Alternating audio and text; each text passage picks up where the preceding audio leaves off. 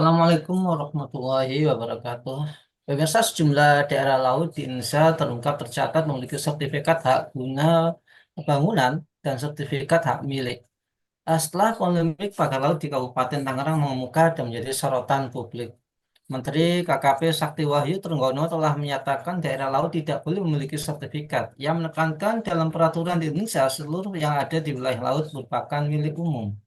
Kementerian ATR BPN mencatat sebanyak 263 bidang di Laut Tangerang yang dibangun pagar laut memiliki surat HGB. Tercatat pula 17 bidang lainnya yang memiliki SHM. Kenapa pengkaplingan kawasan laut yang dilakukan oleh pihak swasta ini bisa dilakukan? Meskipun jelas melanggar putusan MK, apa dampak jangka panjang dari privatisasi kawasan laut? Nah, bagaimana seharusnya cara negara melindungi kepemilikan laut ini? Untuk membahasnya, kami terhubung dengan Kiai Abu Zaid dari Forum Tabayun. Assalamualaikum, Kiai. Waalaikumsalam warahmatullahi wabarakatuh. Alhamdulillah, Kiai. Bagaimana pendapat Kiai tentang pengkaplingan laut ini? Karena mungkin netizen ada guyonan gitu ya, setelah laut dikaplingkan, nanti langit dikaplingkan. Gimana, Kiai? Baik ya, Mas Nanang ya dan pemirsa semuanya. Jadi eh, sebenarnya pengkaplingan laut itu bukan hal yang baru ya. Cuman sekarang ini marak sekali bahkan di seluruh Indonesia itu terjadi. Di beberapa daerah, semisal di Sulawesi ya, yang saya tahu pernah datang ke sana itu ya, beberapa pulau itu sudah dikuasai asing malah. Ada yang asing, swasta asing, ada yang swasta lokal gitu ya. Yang pulau itu dikelola oleh mereka, dikuasai oleh mereka. Ya, misalnya di daerah NTB, di daerah Sulawesi Tenggara dan lain-lain, sudah terjadi. Nah, termasuk laut ini sebenarnya kalau reklamasi kan sudah lama terjadi ya. Misalnya kalau di luar Jawa itu ada di Pantai Losari dan sekitarnya Makassar ya.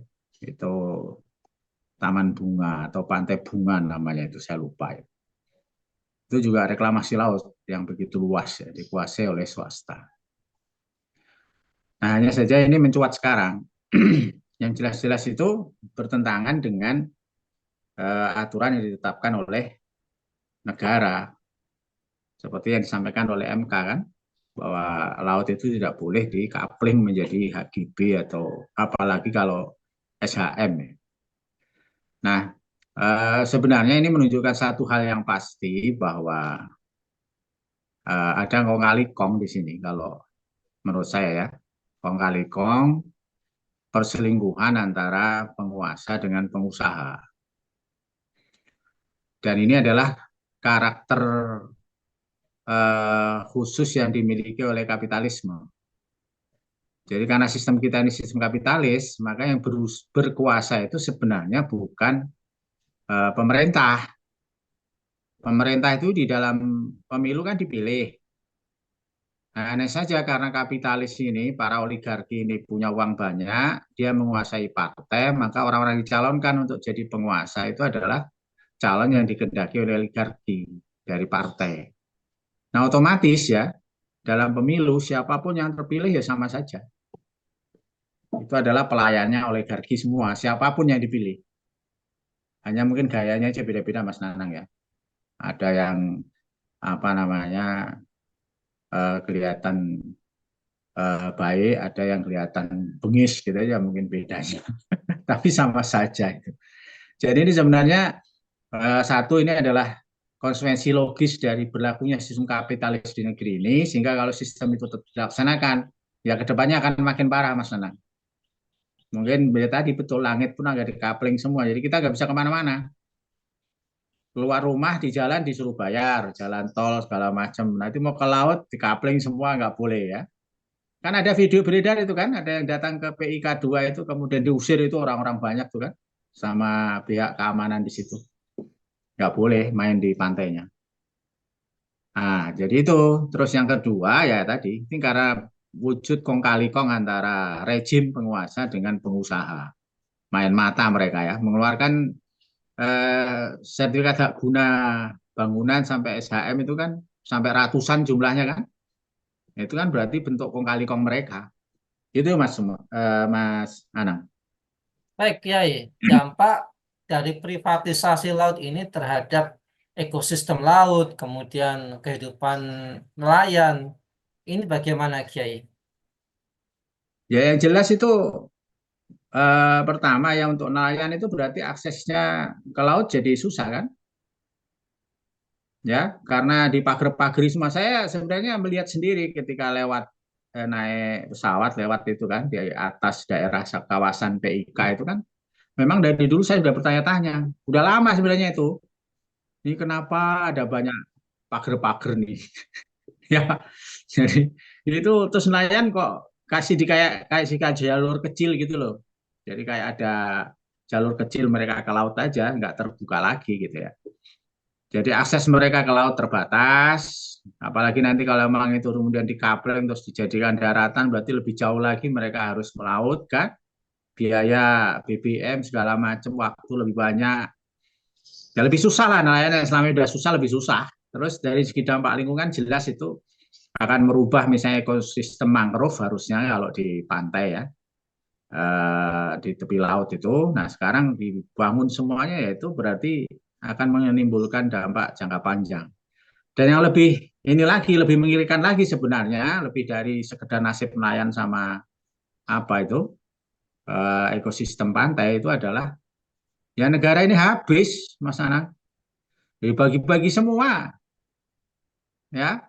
Nanti Mas Anang kalau mau apa namanya lewat di laut harus bayar lama-lama itu ya. Kalau nggak bayar nggak boleh lewat. Ya, jalan tol itu persis nanti itu lama-lama begitu habis semua kalau kita diem aja. Ya, jadi tanah udah habis. Kalimantan itu Mas Anang kalau lewat di atas tuh dari mulai Kalbar sampai Kaltim, Kalsel itu sawit semua itu berapa juta hektar tuh. Ya, Sumatera udah habis mulai Lampung sampai Aceh sawit semua. Nah, sekarang ini mulai merambah Sulawesi sama Papua tuh. Nanti hutan Papua habis ganti sawit semua tuh ganti apa gitu kan. Habis semua, Mas Anang nggak dapat apa-apa kita. Sekedar mau cari tanah untuk bikin rumah peta aja susah nanti tuh. Nggak ada lagi. Kalaupun ada harganya sangat mahal, nggak mungkin terjangkau oleh rakyat. Begitu, insya Allah. Ya, Kiai, lantas bagaimana upaya yang harus dilakukan untuk mencegah privatisasi seperti ini? Karena memang kan itu milik umum, kemudian ternyata dijadikan milik pribadi atau golongan. Kalau ketahuan baru ya rame gitu ya. Nah, supaya ini nggak terjadi lagi gimana, Kiai? Ya sebenarnya yang paling mendasar itu ya, itu memang tadi saya katakan akar semua masalah ini karena sistem kapitalis, Mas Anang. Jadi selama sistemnya kapitalis, ya yang berkuasa itu oligarki, penjajah sebenarnya kan. Jadi mereka lah yang menentukan negara ini mau jadi apa dengan membajak negara, mendudukkan rejim yang mereka inginkan sesuai kepentingan mereka. Sehingga tugas rejim ini sebenarnya bukan mensejahterakan rakyat, tapi melayani oligarki. Nah kalau seperti itu ya nggak akan pernah selesai apapun masalahnya. Akhirnya rakyat untuk urusan makan siang gratis saya suruh makan serangga kan. Serangga ya nggak layak lah pejabat ngomong seperti itu kan. Nah jadi ini akar masalahnya. Nah yang kedua baru bagaimana kalau untuk jangka dekat sekarang itu adalah ya rakyatnya harus berani bersuara gitu kan, menuntut apa yang menjadi haknya supaya dihentikan ini. Meskipun nggak akan berhenti total ya, itu paling sementara saja kan kayak pengalaman kemarin kan, reklamasi Teluk Jakarta kan, rame semua orang marah ya dia diem-diem aja diperbaiki perizinannya sempat dibatalkan oleh gubernur berkuasa DKI tapi itu alasannya karena prosedural bukan karena apa namanya yang prinsip tidak boleh bukan karena itu. Akhirnya kan aku udah jadi semua kan itu ya rumah perkantoran gedung-gedung itu fasilitas segala macam di pulau-pulau reklamasi itu udah jadi semua bahkan nyambung ke reklamasi di pantai utara Banten kan ya nanti kayak gitu lagi nih kasusnya ya jadi nggak ada harapan untuk solusi tuntas tapi meskipun begitu ya kita harus berani bersuara menentang kedoliman yang terorganisir ini begitu Mas Anang insya Allah. Baik. Ya, yang terakhir, bagaimana solusi Islam terkait masalah ini? Dan ya, seperti yang Kiai tadi sampaikan secara spesifik, bagaimana peran umat Islam untuk menyadarkan masyarakat supaya tetap aware, tetap waspada terhadap aksi pengkapling-kaplingan ini, Kiai. Jadi sebenarnya ini adalah konsekuensi keimanan kita ya, dari kaum muslimin. Jadi umat Islam ini harus sadar bahwa mereka itu tidak boleh hidup di bawah sistem selain Islam, sistem kapitalis ini, ataupun sistem lain yang selain Islam. Jadi mereka wajib hanya hidup di dalam sistem Islam. Nah, di dalam sistem Islam itu, kepemilikan harta benda itu kan sudah detail ya diatur. Ada pemilikan umum, ada pemilikan negara, ada pemilikan individu. Dan semuanya itu dijaga, Mas Nanang, yang nggak boleh apa namanya dirampas oleh orang lain. Milik individu itu tidak boleh diambil oleh negara dengan alasan apapun kalau individu itu tidak mau. Sekalipun untuk PSN kah, apalagi hanya PSN dalam tanda kutip kedok pengusaha ya untuk mendapatkan hak istimewa atas tanah dan sarana lain untuk proyeknya. Ya tentu itu tidak boleh. Negara kalau dia membutuhkan tanah yang dimiliki individu dalam syariat Islam itu harus beli dengan harga yang wajar.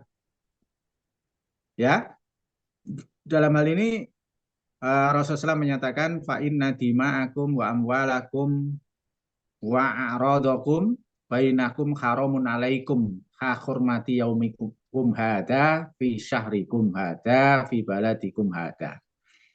Sungguh darah kalian, harta kalian dan kehormatan kalian eh, haram atas kalian seperti haramnya hari ini, bulan ini dan negeri ini. Artinya haram itu terjaga, tidak boleh dilanggar oleh siapapun. Oleh karena itu milik umum misalnya kayak laut itu tetap harus jadi milik umum, nggak boleh dikuasai oleh siapapun. Prinsip di dalam Islam milik umum itu kan berarti siapapun boleh memanfaatkan tapi tidak boleh menghalangi orang lain, Mas Nanang. Misalnya kayak jalan raya ya, kita boleh ke jalan raya kapan saja 24 jam, nggak perlu izin siapapun. Tapi tidak boleh menghalangi orang lain. Misalnya parkir sembarangan di pinggir jalan, itu menghalangi orang lain nggak boleh itu. Apalagi sekarang fenomenanya banyak bikin pengajian nutup jalan, ya dosa itu. Ya, apalagi cuman bikin mantenan ya walimah nutup jalan itu dosa. Meskipun diizinkan kepala desa tetap dosa. Kenapa? Itu bukan haknya kepala desa, itu haknya umum. Ya, kepala desa hanya mengatur atau polisi mengizinkan menutup jalan, tetap izin itu tidak berlaku, tetap haram, ya nggak boleh. Ya, makanya meskipun pemerintah mengeluarkan SHM, HGU atau apapun untuk mengapling laut itu tetap haram hukumnya, tidak boleh. Karena itu bukan haknya penguasa, itu hak seluruh kaum muslimin bahkan seluruh rakyat. Ya, kita boleh ke laut kapan saja, ya di mana saja tanpa boleh dihalangi oleh siapapun. Mau mancing di mana saja boleh. Ya, nah itu prinsip itu yang harus tetap dijaga.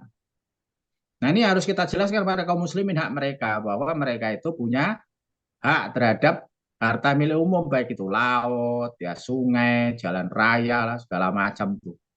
Ya, termasuk tadi umat Islam ya jangan ikut-ikutan nutup jalan kalau bikin walimah, bikin hitanan, bikin pengajian nggak boleh itu.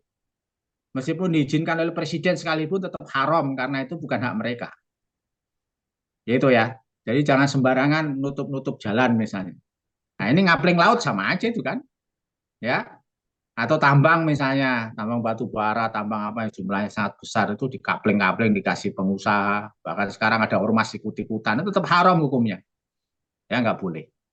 Nah itulah kalau itu diterapkan, insya Allah yang begini nggak akan terjadi, Mas Nanang. Ya ada milik umum, ada milik negara, yaitu misalnya kantor-kantor pemerintah, sekolah-sekolah, ya rumah sakit yang dipakai melayani rakyat itu milik negara. Ya, sementara milik pribadi ya kita punya rumah, punya mobil, punya tanah, ya, punya harta benda yang lain itu milik pribadi yang sama sekali tidak boleh dirampas atau direbut oleh siapapun tanpa ada alasan yang benar. Ya, misalnya lewat jual beli boleh, kita pinjamkan boleh, kita kasih boleh, kita wakafkan boleh, kita hibahkan boleh.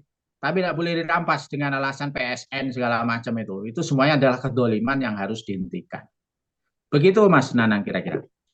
Baik, terima kasih Kiai atas pemaparannya. Semoga ini membawa manfaat buat kita semua. Dan semoga Kiai dan keluarga senantiasa dalam pelindungan Allah Subhanahu wa taala. Pemirsa, khilafan yang dirahmati oleh Allah, demikianlah program kabar petang kita pada hari ini. Jangan lupa ya untuk subscribe, like, comment, dan share sebanyak-banyaknya. Semoga menjadi amal kebaikan kita di dunia maupun di akhirat. Saya Nanang Setiawan undur diri. Sampai jumpa di lain kesempatan dan Assalamualaikum warahmatullahi wabarakatuh.